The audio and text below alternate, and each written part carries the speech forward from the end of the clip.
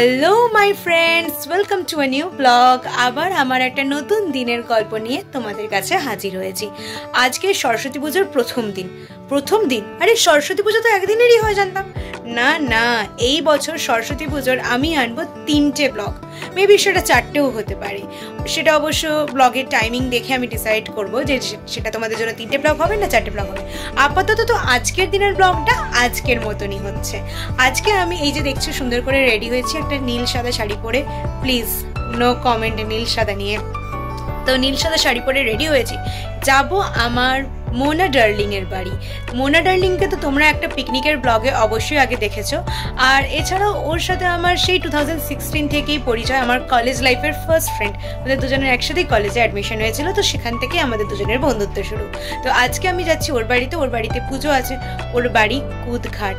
আমার বেরোনোর কথা ছিল প্রথমে 10টা, তারপর সেটা পোস্টপোন হয়ে হলো 11:30, তারপর এখন ওটা হয়েছে 12:30। এবার বেরোতে হবে 1:45। যাকে বাঙালির টাইম নিয়েও কিন্তু নো কমেন্টস। ওকে, তো চলো, আমি তো ফুল রেডি হয়ে গেছি। আর আজকের ওয়েদারটা সেম ওরকম গরম আছে আর মেঘলা আছে, মানে কোন কালের যে সরস্বতী পুজো এটা, যেখানে ঠান্ডা নেই কিন্তু গরম আছে, তার মধ্যে আমার মেঘলাও আছে। আমি বুঝতে পারছি না বাবা, এটা কেমন সরস্বতী পুজো। আমরা তো কখনোই ছোটোবেলা থেকে এরকম সরস্বতী পুজো দেখিনি। যাকে, তো চলো। তো এই নীল শাড়িটা আমার বেশ কিছু বছরের পুরনো। আমার এবারে এতটাই ব্যস্ততা গেছে যে আমি সরস্বতী পুজো নতুন শাড়ি কিনে উঠতে পারিনি। আর ভাবলাম যে যেগুলো বহুদিন পরা হয়নি, চলো সেগুলোকে নতুন স্টাইলিং করে পরা যাক। এটা আমি পরেছি 2-3বার, কিন্তু অন্যরকম স্টাইলে।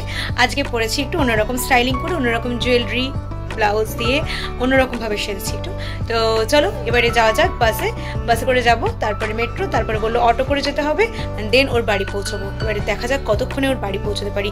ওর বাড়িতে গিয়ে দেখা হচ্ছে তোমাদের সাথে। আর বাড়ি থেকে বেরিয়ে এই যে রাস্তাটা দিয়ে আমি বাস স্ট্যান্ড যাচ্ছি, এই রাস্তাটা তোমরা চেনো। এইখানে একটা খুব সুন্দর সরস্বতী পুজো হয়। বিশেষ করে এইখানে যে ক্লাবটা আছে ওটা সরস্বতী পুজো হওয়ার জন্যেই বিখ্যাত, আর সেই কারণে রাস্তাটা পুরো আলো দিয়ে সাজিয়েছে। হয়তো সন্ধেবেলা এলে দেখতে পাবো, সেটা আমি শেয়ার করব তোমাদের কালকের ব্লগে। এখন আপাতত চটপট করে বাস ধরতে চাই, আর বাস ধরতে যাওয়ার সময় ঠাকুরটা তো অবশ্যই দেখতে পাবো, তখন আবার তোমাদেরকে একটু ঠাকুরটা দেখিয়ে নেব। তো যেমন ভাবলাম তেমনই ঘটলো। যাওয়ার পথে দেখলাম হ্যাঁ ঠাকুর চলে এসেছে এবং পুজোও শুরু হয়ে গেছে। খুব সুন্দর কালোর মধ্যে একটা ঠাকুর এনেছে তারা। আমি তো আগেই বলেছিলাম এখানে বেশ বড় করে ঠাকুর পুজো হয়ে গেছে। আবার সন্ধ্যাবেলায় আসবো। আপাতত যাই বাস ধরতে, কারণ জানি না বাস কখন পাবো, আবার কখন বাস ছাড়বে, কেমন জ্যাম থাকবে। তো মোটামুটি আমি পেয়ে গেছি এখন একটা খালি বাস। আমি ওই যে উইন্ডো সিটে বসে পড়েছি, একলা যাচ্ছি, কারণ সামনে গেলে বাসটা ভিড় হয়ে যাবে, সেটা তোমরাও জানো। আর এই যে এখানে পুরো খোঁড়াখুড়ি হচ্ছে নতুন বাস টার্মিনাস তৈরি হওয়ার জন্য, বা হয়তো রোড বানানোর জন্যও হচ্ছে। দিন দিন যত আসছি জায়গাটা আরও অচেনা হয়ে যাচ্ছে।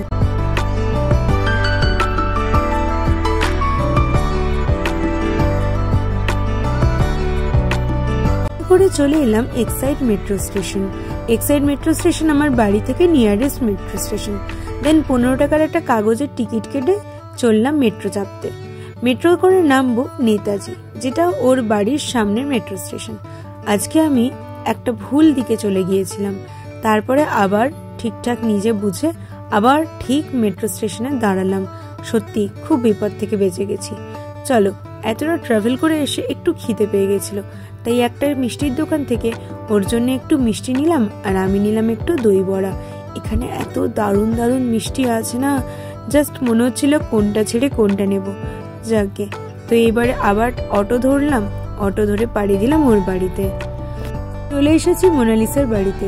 কাল ছবিতে দেখেই মোনালিসাকে বলেছি তোর ঠাকুর কিন্তু খুব সুন্দর হয়েছে, আমি অবশ্যই যাব তোর বাড়ি। আর এত সুন্দর প্যান্ডেল এটা একমাত্র মোনালিসার বাড়িতেই হয়, আর অন্য কোনো ক্লাবে হয় না। তো চলো এবার আমি একটু প্রসাদ খেয়ে নিই, আর তোমরা একটু ঠাকুরটা দেখে নাও।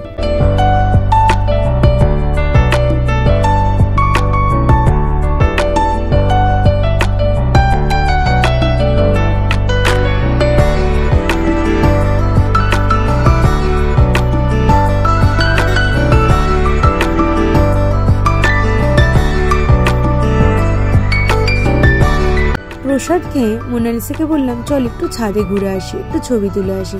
আর ছাদে গিয়ে লোকের প্যান্ডেলের গান শুনে আমরা দুজনের মতন উদুম নাচ করতে শুরু করে দিয়েছি। আর হ্যাঁ, ছবিও তুলেছি। ছবিগুলো দেখতে পাবে আমার ফেসবুক ওয়ালে আর ইনস্টাগ্রামে, সেটাতে তোমরা জানোই, লিঙ্ক নিশ্চয়ই তোমাদের কাছে রয়েছে। তো এই নাচানাচি করতে করতে আমরা মনীষার জন্যও ওয়েট করছিলাম, কেন কি মনীষার বাড়িতেও আজকে পুজো ছিল আর ওরও আসতে লেট হচ্ছিল। তাই চলো এবারে মনীষা আসুক, তারপরে আবার তোমাদের সাথে দেখা হচ্ছে।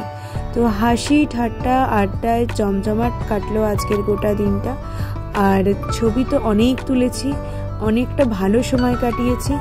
এই করে আজকে সুন্দর একটা সকাল, সুন্দর একটা দিন, সারাটা দিন ভাবেই যেন প্রতিটা সরস্বতী পুজো সুন্দর করে কাটাতে পারি, আর মা সরস্বতী যেন আমাদেরকে অনেকটা বিদ্যার ভার দেয়।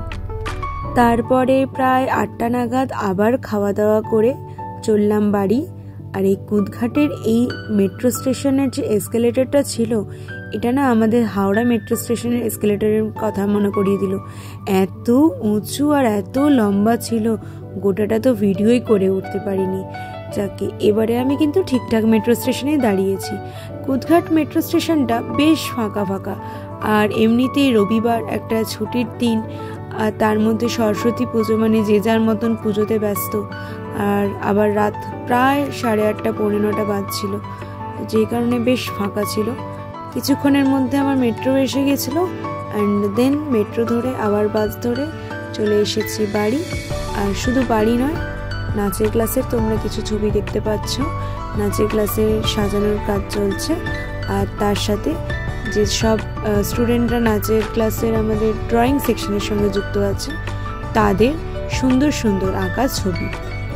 আজকের ব্লগটা তাহলে এখানেই এন্ড করলাম।